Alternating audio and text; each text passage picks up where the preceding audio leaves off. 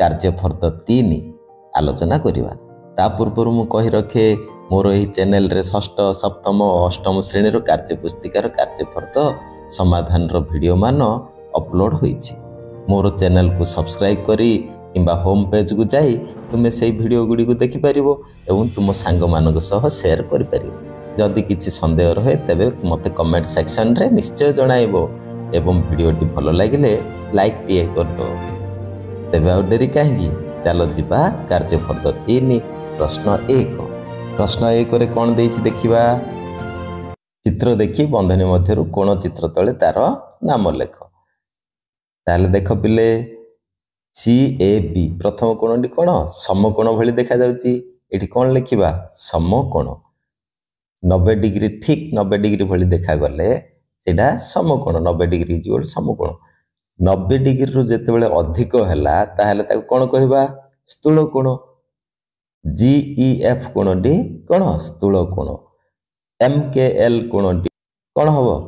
90 ଡିଗ୍ରୀଠୁ ଛୋଟ ଅଛି, ତାହେଲେ ସୂକ୍ଷ୍ମ କୋଣ। ଠିକ୍ ଅଛି। ତାପରେ ଯିବା ପ୍ରଶ୍ନ 2। କ'ଣ ଦେଇଛି ଦେଖିବା। ନିମ୍ନଲିଖିତ କୋଣର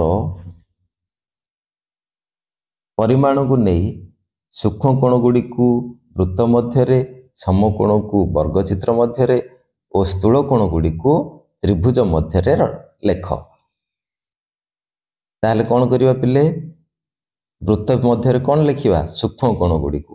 90 ଡିଗ୍ରୀରୁ ଯେଉଁ କୋଣ ଗୁଡ଼ିକ ଛୋଟ ଅଛି ସେଗୁଡ଼ିକୁ ବୃତ୍ତ ମଧ୍ୟରେ ଲେଖିବା ଏବଂ ସମକୋଣକୁ ବର୍ଗଚିତ୍ର ମଧ୍ୟରେ ଲେଖିବା। ଆଉ ତ୍ରିଭୁଜ ଭିତରେ କ'ଣ ଲେଖିବା? ସ୍ଥୂଳ କୋଣ ଗୁଡ଼ିକୁ। ତାହେଲେ ଦେଖ, ତ୍ରିଭୁଜ ଭିତରେ କ'ଣ କ'ଣ ରହିବ? ପ୍ରଥମରେ ଦେଖିବା 120 ଡିଗ୍ରୀ, 90 ଡିଗ୍ରୀରୁ ଅଧିକ ତ୍ରିଭୁଜ ମଧ୍ୟରେ ଲେଖିବା। ତାପରେ 135 ଡିଗ୍ରୀ ଆଉ 90 ଡିଗ୍ରୀରୁ ଅଧିକ କ'ଣ ଅଛି ଦେଖ? 179 ଡିଗ୍ରୀ। ଆଉ କ'ଣ ଅଛି? 135 ଡିଗ୍ରୀ, 97 ଡିଗ୍ରୀ ଆଉ 142 ଡିଗ୍ରୀ। ବର୍ଗଚିତ୍ର ମଧ୍ୟରେ କ'ଣ ଲେଖିବା? ବର୍ଗଚିତ୍ର ମଧ୍ୟରେ ଲେଖିବା 90 ଡିଗ୍ରୀ ସମକୋଣ। ବୃତ୍ତ ମଧ୍ୟରେ କ'ଣ ଲେଖିବା? 60 ଡିଗ୍ରୀ, 75 ଡିଗ୍ରୀ, 89 ଡିଗ୍ରୀ, 71 ଡିଗ୍ରୀ ଆଉ କ'ଣ? 15 ଡିଗ୍ରୀ, 17 ଡିଗ୍ରୀ, 78 ଡିଗ୍ରୀ। ନିମ୍ନଲିଖିତ କୋଣ ଚିତ୍ରକୁ ଦେଖି କେଉଁ କୋଣ କେତେ ଡିଗ୍ରୀ ଅନୁମାନ କରି ତଳେ କୋଠରୀରେ ଲେଖ। ହେଲେ ତଳ କୋଠରୀରେ ଆମେ କ'ଣ ଲେଖିବା? କେତେ ଡିଗ୍ରୀ ହେବ ଆମେ ମାପଟା ଅନୁମାନ କରିକି ଲେଖିବା। ଦେଖ ପିଲେ, RPQ କୋଣଟି କେତେ ଡିଗ୍ରୀ ହେବ ତମେ ଅନୁମାନ କର? 60 ଡିଗ୍ରୀ ହେବ। ଠିକ୍ ଅଛି, 60 ଡିଗ୍ରୀ ଲେଖିବା। ତାହେଲେ CAB କୋଣ କେତେ ଡିଗ୍ରୀ ହେବ ବୋଲି ଭାବୁଛ? 100 ପରେ ହେବ, 100 ଡିଗ୍ରୀ ପରେ ହେବ, 110 ଲେଖିପାରିବ, ନହେଲେ 115 ଲେଖିପାରିବ। ଅନୁମାନ କରି ତମେ ନିଜ ମନରୁ ଅନୁମାନ କରି ଲେଖିପାରିବ। ଟିକେ 5-10 ଏପଟ ସେପଟ ହେଇପାରେ, ଆମେ ଅନୁମାନ କରିକି ଲେଖିବା। ଠିକ୍ ଅଛି।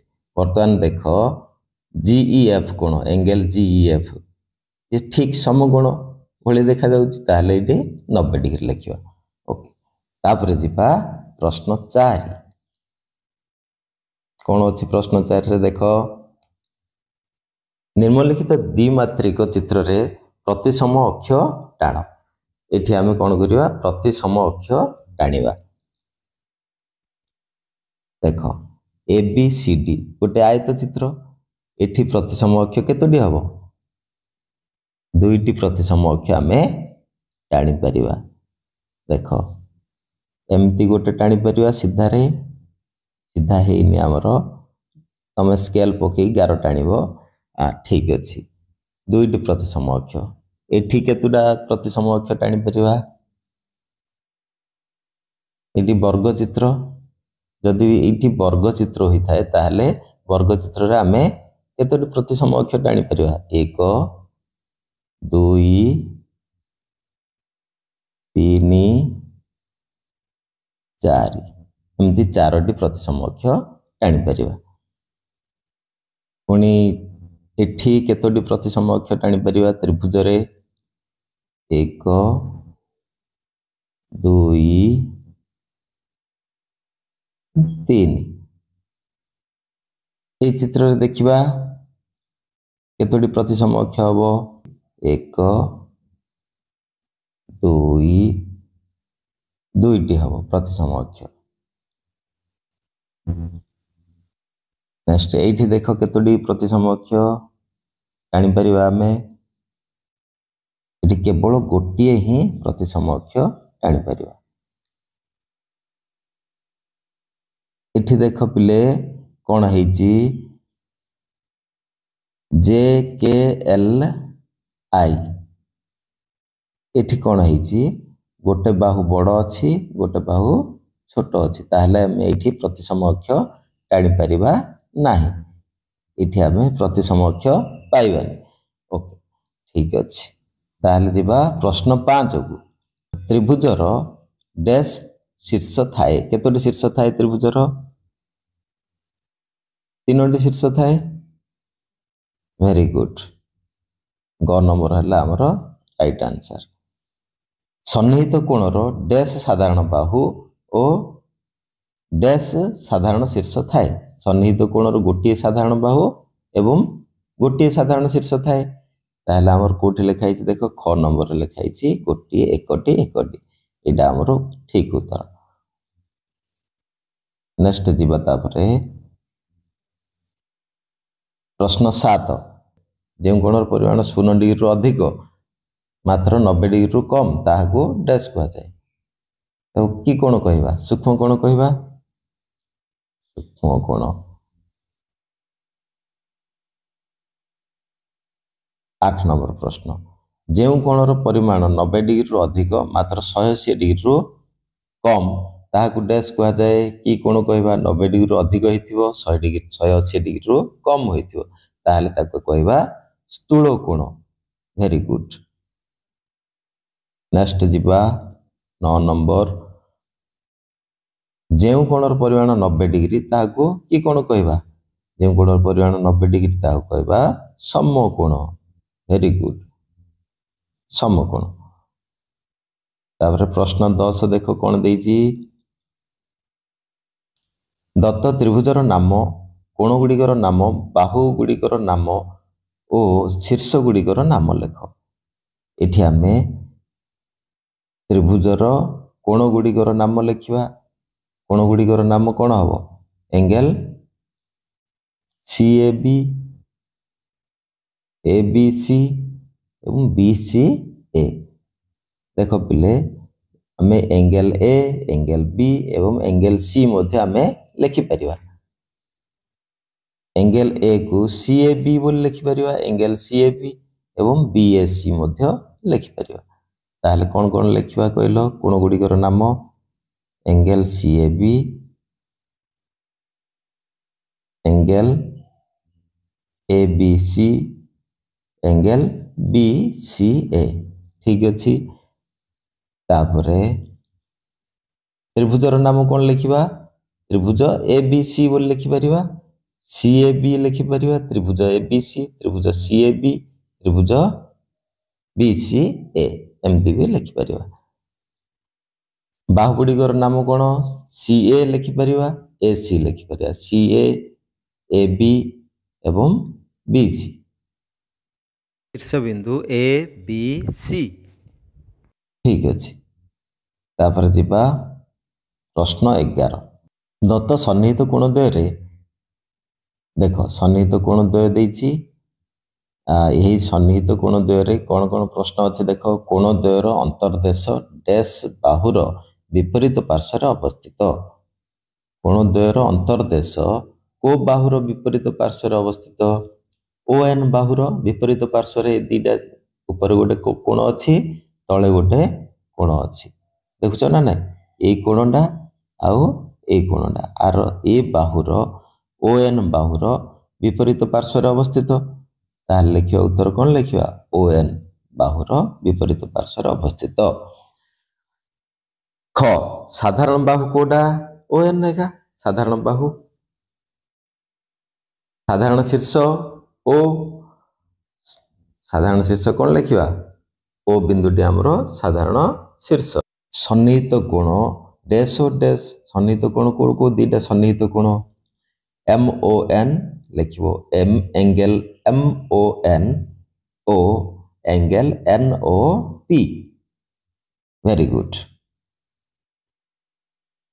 तापर जीवा देखत पिले कौन अच्छी 12 नंबर प्रश्न रे कौन देछि ABCD ये जो चारोटी बिंदु देछि एही बिंदु गुडी क्रमान्वय रो संयोग करले केउ प्रकार आबद्ध चित्र पाइबा देखो टाणीबा गारो टाणीबा D आसिला D रु A को गला वर्तमान एटा की चित्र पाइला हमें गोटे त्रिभुज होला नहीं बस वेरी गुड नेक्स्ट जीवा 13 प्रश्न 13 यही बिंदु गुडी को क्रमान्वय रे संयोग करले केउ चित्र पाइलो ताहार कोण और शीर्ष बिंदु गुडी कर नाम लेख वर्तमान आकु जोग करिबा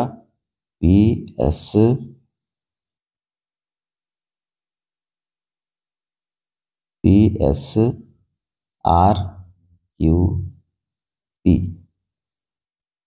कौन पाइले वर्तमान गोटे आयत चित्र पाइले यही आयत चित्र रो आमे शीर्ष गुड़िकर नाम लिखा शीर्ष बिंदु कोटा P गोटे शीर्ष बिंदु S गोटे शीर्ष बिंदु Q गोटे शीर्ष बिंदु R गोटे शीर्ष बिंदु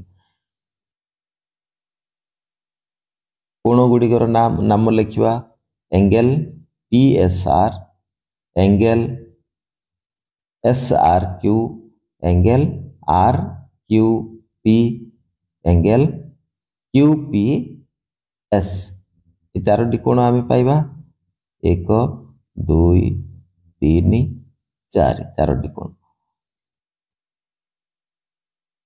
ठीक अछि तापर जीवा प्रश्न ऊपर लिखित प्रश्न नंबर 12 और प्रश्न नंबर 13 मध्य रे प्रश्न नंबर 12 काहेकि चतुर्भुज हैला नाही एवं ओ प्रश्न नंबर 13 काहेकि चतुर्भुज हैला कारण दर्शाओ प्रश्न नंबर 12 रे कोन हिथिला तीनोटी बिंदु गोटे सरल रेखा रे अवस्थित थिले तेणु सेठी हमर कोन हला त्रिभुज होई गला किंतु एठी हमर कोन हिची प्रश्न नंबर 13 रे जे कोनोसी दुईटी बिंदु गोटे सरल रेखा रे अवस्थित अछंती तेणु एठी हमर कोन हला चतुर्भुजटी अंकन ही पारला वेरी गुड प्रश्न 15 दत्त चित्र रो दुई विपरीत शीर्ष बिंदु को जोग कर ए चित्र रो विपरीत शीर्ष बिंदु को हमें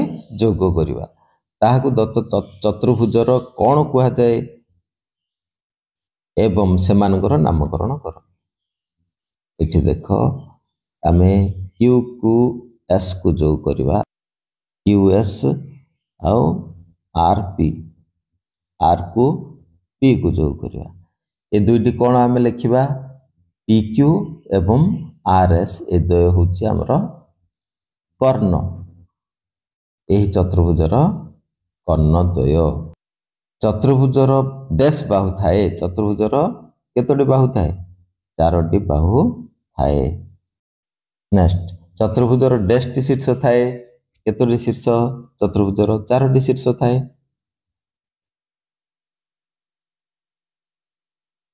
चतुर्भुजर डैश कोण थाए चतुर्भुजर चारोटी कोण थाए चतुर्भुजर दुई विपरीत शीर्ष बिंदु को जोग करले ताहाकु डैश कुहा जाय चतुर्भुजर दुईटी विपरीत बिंदु को आमे जदि जोग करिबा ताहले ताकु कोन कहिबा कर्ण कहिबा शाबाश वर्तमान ताकु आमे कहिबा कर्ण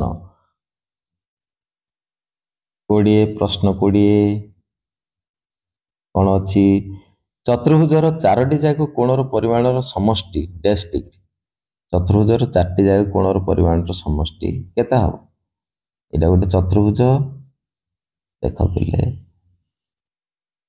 चतुर्भुजर चारि कोण एटा आयत क्षेत्र भली देखा जाउची आयत क्षेत्रर कोण 90 डिग्री लेखा अछि प्रत्येक कोण 90 डिग्री कि वर्ग चित्रर मध्य प्रत्येक कोण 90 डिग्री 90 चौकु 360 डिग्री आसी जिवो किंतु ଯେକୌଣସି ଚତୁର୍ଭୁଜର ତମେ ଯଦି କୋଣ ଗୁଡ଼ିକ ହିସାବ କରିବ ତାହେଲେ ଅଲଗା ଅଲଗା ମାପ କୋଣର ମାପ ଆସିବ, କିନ୍ତୁ ସବୁ ଯାକ କୋଣ ମିଶାଇଲେ ଆମର 360 ଡିଗ୍ରୀ ହିଁ ଆସିବ। ତେଣୁ ଚତୁର୍ଭୁଜର 4ଟି ଯାକ କୋଣର ପରିମାଣର ସମଷ୍ଟି 360 ଡିଗ୍ରୀ। Right answer. ଓକେ, ତାପରେ ନେକ୍ସଟ ଯିବା। Next question 21 number. बंधनी मध्यरु ठीक उत्तरटीकू निम्नलिखित आबद्ध चित्र तले थिबा कोठरी रे लेख। एबे वर्तमान देख एटा की प्रकार आमर चतुर्भुज। देख बंधनी भितर कौन कौन देइछि, सामंतरिक चित्र, आयत चित्र, वर्ग चित्र, ट्रापेजियम, रम्बस। ए भितर कोडा केउ कोण आमे लेखिबा। ताहले देख पिले आयत चित्र पई कंडीशन कोण ना विपरीत बाहु गुड़िक समान होइथिबो एवं प्रत्येक कोण 90 डिग्री होइथिबो। सेही कंडीशन हमर एठे फुलफिल होउची। तेणु एबीसीडी को आमे गोटे कोण कहबा, आयत चित्र। एठी लेखिबा आयत चित्र। तापर परवर्ती देख चित्रटी को, ए चित्रटी को देख एठी ए चित्रटी केमती देखा जाउची। सब जाक 5 सेमी 5 सेमी 5 सेमी 5 सेमी, तार अर्थ सब जा बाहु समान, बाहु प्रत्येक बाहु समान एवं प्रत्येक कोण 90 डिग्री। ताहले आकु कोन कहबा, गोटे वर्ग चित्र। वर्ग चित्र रो कंडीशन होची 4 बाहु समान थिबो एवं प्रत्येक कोणर माप 90 डिग्री होइथिबो। ताहले ताकु आमे कोन कहबा, गोटे वर्ग चित्र। एठी लिखिबा वर्ग चित्र।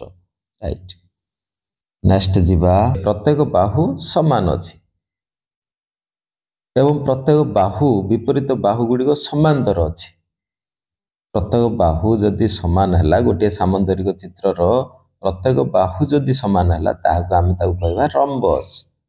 कौन लिखिबा एठी, रम्बस। आ प्रत्येक विपरीत कोण गुड़िक समान अच्छी, ताहले रम्बस रो सबु जाक कंडीशन ये फुलफिल करछि। तेणु याकु लिखिबा आमे रम्बस।